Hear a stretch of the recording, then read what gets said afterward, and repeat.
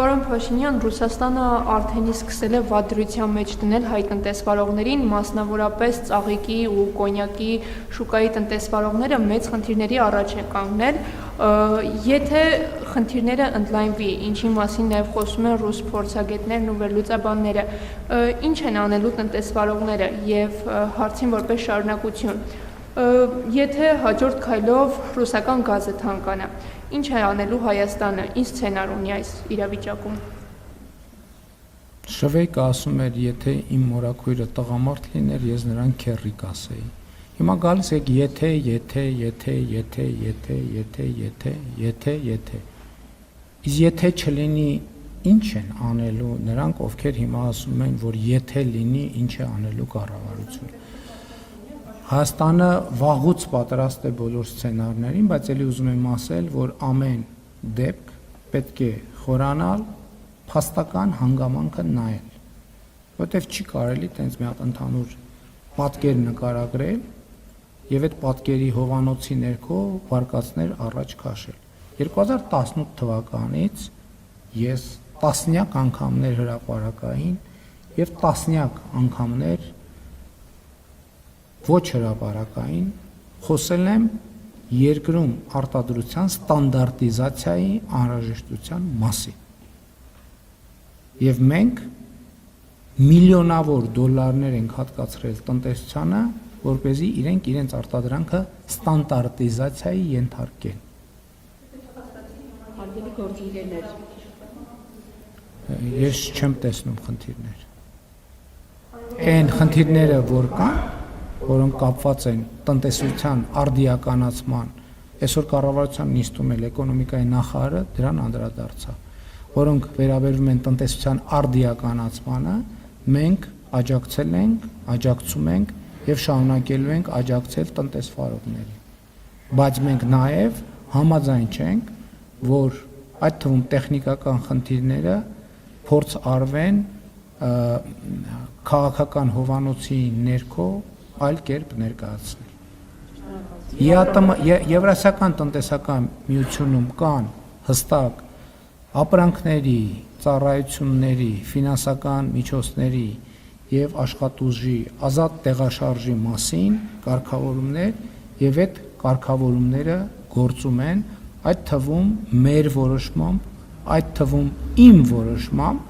որպես Եվրասիական տնտեսական միության տնտեսական բարձրագույն խորհրդի անդամ եւ Եվրասիական տնտեսական միության միջկառավարական խորհրդի անդամ։ Իմիջիայլոց ես ԵԱՏՄ միակ պաշտոնյան եմ, ով եւ բարձրագույն տնտեսական խորհրդի անդամ է եւ միջկառավարական խորհրդի անդամ է։ Այսինքն ես ԵԱՏՄ գործերին լավագույնս տիրապետում եմ եւ նաեւ իմ գործն է ապահովել, որ ԵԱՏՄ տարածքում ապրանքների, ծառայությունների, ֆինանսական միջոցների եւ աշխատուժի ազատ հոսք տեղի ունենա։ Եվ ես դա կապահովեմ։ Հայաստանի Հանրապետությունը Ռուսաստանի Դաշնության հետ ունի երկարաժամկետ պայմանագրեր։ Եվ ձեր ասացի հետ կապված ասացի համար որևէ հիմք չկա։ Մենք չենք կարող Ռուսաստանի եւ որևէ այլ երկրի հետ հարաբերվել այն տրամաբանությամբ կամ երկիրը մի կողմ երկու սուբյեկտ չեն կարող իրար հետ հարաբերվել այն տրամաբանությամբ, որ կողմերից մեկը մտածի, որ դիմացի կողմը այս պայմանագիրն էլ է խախտելու, այս պայմանագիրն էլ է խախտելու, այս պայմանագիրն էլ է խախտելու, այս պայմանագիրն էլ է խախտելու, այս էլ է խախտելու, էս էլ։ Այդ նշանակում է այդ խախտող կողմը ասում է ես սուբյեկտ չեմ պայմանագրային, ոնց կարա տենց բան տեղի ունենա։ Դե օրինակ 2022 թվականի ձեր վճարումների բազան անհետացել է։ Չկա, գոյություն չունի։ Ոչ մեկ չի կարող, նույնիսկ փորձաքննությունը չի կարող ասել ձեզ ավել գրել են, թե չէ։ Հենց որ ինչպես ասում է, տենց ուվերենի մի ասեք։ Շնորհակալություն, հաջորդ հարցը Մեդիահաբ։ Պարոն Փաշինյան, Ռուսաստանը արդեն սկսել է վադրության մեջ դնել հայ տնտեսվարողներին, մասնավորապես ծաղիկի ու կոնյակի շուկայի տնտեսվարողները մեծ խնդիրների առաջ են կանգնել, եթե խնդիրները ընդլայնվի, ինչի մասին նաև խոսում են ռուս փորձագետներն ու վերլուծաբանները։ Ինչ են անելու տնտեսվարողները եւ հարցին որպես շարունակություն։ Եթե հաջորդ քայլով ռուսական գազը թանկանա, ինչ է անելու Հայաստանը, ինչ սցենար ունի այս իրավիճակում։ Շվեյկը ասում էր, եթե իմ մորաքույրը տղամարդ լիներ, ես նրան քեռի կասեի։ Հիմա գալիս եք եթե։ Իսկ եթե չլինի, ինչ են անելու նրանք, ովքեր հիմա ասում են, որ եթե լինի, ինչ է անելու կառավարությունը։ Հայաստանը վաղուց պատրաստ է բոլոր սցենարներին, բայց ելի ուզում եմ ասել, որ ամեն դեպք պետք է խորանալ, փաստական հանգամանքը նայել, որտեվ չի կարելի տենց մի հատ ընդհանուր պատկեր նկարագրել եւ այդ պատկերի հովանոցի ներքո վարկածներ առաջ քաշել։ 2018 թվականից ես տասնյակ անգամներ հրապարակային եւ տասնյակ անգամներ ոչ հրապարակային խոսել եմ երկրում արտադրության ստանդարտիզացիայի անհրաժեշտության մասին։ Եվ մենք միլիոնավոր դոլարներ ենք հատկացրել տնտեսությանը, որպեսզի իրենց արտադրանքը ստանդարտիզացիայի ենթարկեն։ Հարգելի գործընկերներ,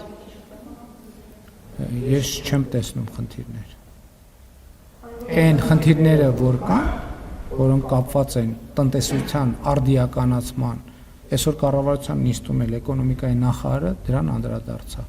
որոնք վերաբերում են տնտեսության արդիականացմանը, մենք աջակցել ենք, աջակցում ենք եւ շարունակելու ենք աջակցել տնտեսվարողներին։ Բայց մենք նաեւ համաձայն չենք, որ այդ թվում տեխնիկական խնդիրները փորձ արվեն քաղաքական հովանոցի ներքո այլ կերպ ներկայացնել։ Եվրասիական տնտեսական միությունում կան հստակ ապրանքների, ծառայությունների, ֆինանսական միջոցների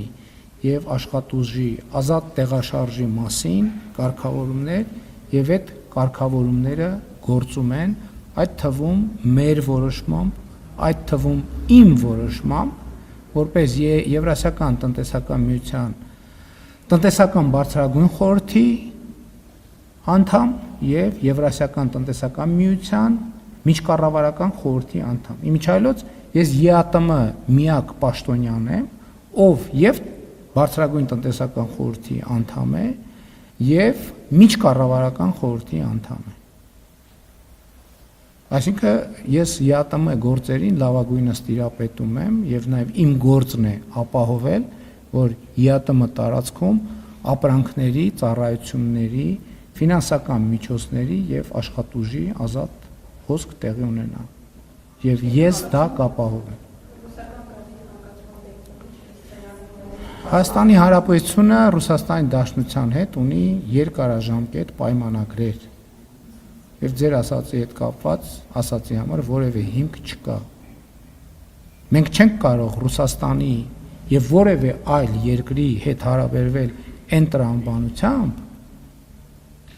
կամ երկիրը մի կողմ երկու սուբյեկտ չեն կարող իրար հետ հարաբերվել այն տրամաբանությամբ, որ կողմերից մեկը մտածի, որ դիմացի կողմը այս պայմանագիրն էլ է խախտելու, այս պայմանագիրն էլ է խախտելու, այս պայմանագիրն էլ է խախտելու, այս պայմանագիրն էլ է խախտելու, այս էլ է խախտելու, էս էլ։ Այդ նշանակում է այդ խախտող կողմը ասում է ես սուբյեկտ չեմ պայմանագրային, ոնց կարա տենց բան տեղի ունենա։ Հավանիչ տեսանյութը եւ բաժանորդագրվիչ նորությունները բաց չթողնելու համար